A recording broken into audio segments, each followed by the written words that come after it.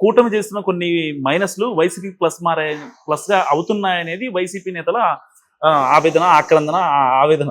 Sir కూటమి మైనస్లు అంటే కూటమి గనక వాళ్ళు ఇచ్చిన వాగ్దానాలు 6 గ్యారెంటీలు కావచ్చు, జాబ్ క్యాలెండర్ కావచ్చు, పోలవరం పూర్తి చేసే విషయంలో కావచ్చు, రాజధాని నిర్మించే విషయంలో కావచ్చు, ఇచ్చిన వాగ్దానాలు నిర్వర్తించుకోకపోతే వాళ్ళని కూడా మార్చేస్తారు ప్రజలు. అవును, ప్రజాస్వామ్యంలో ప్రజలు. ఇప్పుడు ఈ 10 మాసాల్లో ఏం చేశారనేది మనం చూస్తే అస్తవ్యస్తమైన రోడ్లని బాగు చేశారా లేదా? 20,000 కిలోమీటర్ల రోడ్లని ఎంత ఖర్చు పెట్టారు? 861 కోట్లు ఖర్చు పెట్టారు.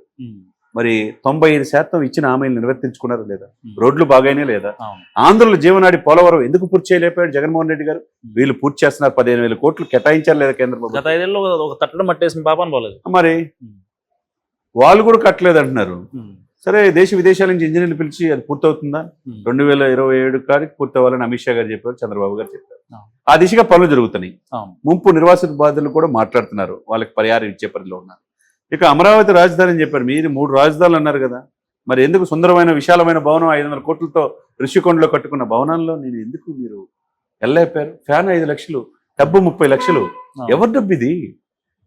సుందరమైన ఋషికొండలను కూడా కరిగించేశారు కదా మీరు.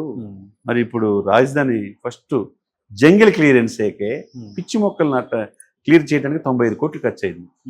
ఇప్పుడు 15,000 కోట్లు కేటాయించారు. అడ్కో ద్వారా 11,000 కోట్లు ఇచ్చారు. రేపు నెక్స్ట్ మంత్ లో మోదీ గారిని పిలుస్తున్నారు పనులు ప్రారంభించడానికి. ఇది అభివృద్ధి అంటే. ఈ రోజు కూడా మొత్తం కూడా ఏ శాఖలో అవినీతి జరిగింది మొత్తం బయటకు వస్తూ ఒక్కొక్క చేపలు బయటపడుతుంది. పనికి ఆహార పథకం కూడా వదలలేదండి కర్నూలులో 600 కోట్ల స్కామ్ అంటే. అటవీ భూమి కూడా వదల సకల శాఖ మంత్రి మీద ఆరోపణలు కడపలో. ఇకపోతే పెద్దిరెడ్డి గారు మదనపల్లిలో, చిత్తూరులో ఎన్ని ఆరోపణలు ఉన్నాయి, అడవి భూములు ఆక్రమించుకున్నారని. ఏం వదిలేరని ఇక్కడ? రాష్ట్రం ఎవరు అప్పులమయమైపోతే 10 లక్షల కోట్లు ఎవరు చేసిన తప్పుకు ఎవరు బలైపోవాలి?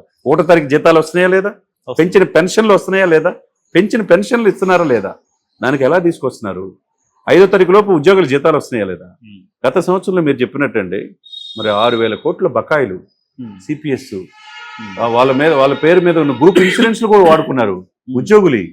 వాళ్ళకి ఫీజు, వాళ్ళకి రీఎంబర్స్మెంట్ ఏమి ఇవ్వలేదు. అవన్నీ కూడా చూసుకుంటే ఇవన్నీ కూడా బకాయిలు 6,000 కోట్ల రూపాయలు ఈ ప్రభుత్వం ఇచ్చింది.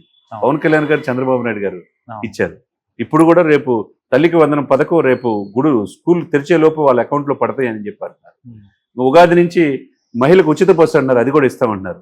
దశల వారీగా ఒక్కోటి చేసుకుంటానికి కనీసం ఒక 2 సంవత్సరాలు పట్టింది కదా. ఎమ్మటే 10 నెలల్లో అన్ని చేయాలంటే మీరు ఏం చేయలేపారు కదా 5 సంవత్సరాలు. 20 మంది ఎంపీలని కేంద్ర ప్రభుత్వంలో ఎవరు ప్రధానమంత్రి అయినా మెడలో వంచి స్పెషల్ స్టేటస్ తీసుకొస్తాను ఆనాటి ముఖ్యమంత్రి గారు ఎందుకు మెడలో వంచలేకపోయారు? ఏం చేశారు? స్పెషల్ స్టేటస్ తెచ్చుకోగలిగారా? ఆ రోజు స్పెషల్ స్టేటస్ తీసుకురాలేకపోయారు. ఈ రోజు మీకు ప్రధాన ప్రతిపక్ష హోదా కూడా లేదు. ప్రజలు తీర్పు ఇచ్చారు, తీర్పును ఉందాగా మీరు గౌరవించాలి. అంతేగాని ఈవుల మీద వేస్తే ఏమైనా ఉపయోగం ఉందండి? దేశం ఈవుల మీద చేయాలనుకుంటే 400 సీట్ల పైన బీజేపీకి వస్తాయిగా. ఎందుకు బొటాబొటి మెజార్టీతో వచ్చింది? 21 సీట్ల కీలకం ఎందుకైనా ఆంధ్రప్రదేశ్ సంబంధించి. యూపీలో తగ్గితే ఆంధ్రప్రదేశ్ కవర్ చేసింది, బీహార్ కవర్ చేసింది. హ్యాట్రిక్ పీఎం మోదీ అవటానికి ఆనాటి పవన్ ఈ కలయిక వల్లే వర్కౌట్ అయింది. అది స్వీకరించాలి. దేశ రాజకీయాలంతా ఆయన వైపు చూస్తున్నప్పుడు 100 కోట్ల మంది హిందువులకి ఆయన సనాతన ధర్మ పరిరక్షణ బోర్డు ఏర్పాటు చేయాలన్నప్పుడు ఈ రోజు దేశం మొత్తం పవన్ కళ్యాణ్ వైపు చూస్తున్నారు. నెక్స్ట్ లెవెల్లో ఈయన పవన్ గారు తుఫాన్ అని మోదీ గారు అంటే మీరేమో కార్పొరేటర్కి తక్కువ, ఎమ్మెల్యేకి ఎక్కువ అంటే ఎంతవరకు? ఉన్న క్యాడర్ను కూడా కాపాడుకునే పరిస్థితిలో వైసీపీ పార్టీ ఈ రోజు ఉందండి. చేసిన తప్పులు సరిదిద్దుకునే ఇది కూడా లేదు అక్కడ.